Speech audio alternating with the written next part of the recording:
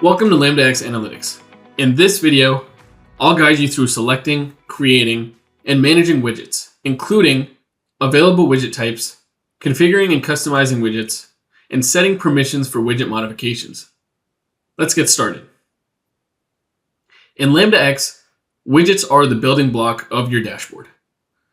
The platform offers various widget types to visualize and analyze contract data, including content, which displays static text or embedded images, table, which organizes data in a structured table format, count, which highlights key numbers such as total contracts or pending approvals, bar chart, which compares multiple contract metrics side by side, the pie and donut chart, which show the distribution of contract statuses, clauses, or financials, and timeline chart, which tracks contract lifecycle stages over time.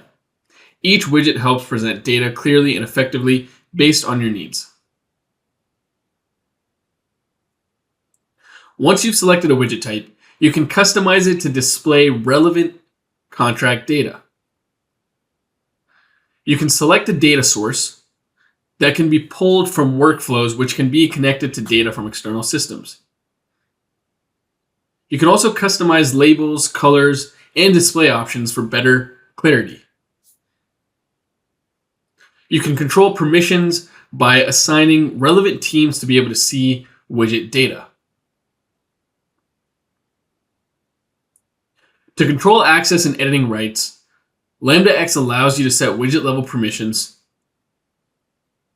And you can do this by setting role-based restrictions. You can limit modifications to specific teams such as legal, finance, or PMO. By managing permissions properly, you ensure data integrity while maintaining dashboard flexibility. That's a quick look at widget selection, creation, and permissions in LambdaX Analytics.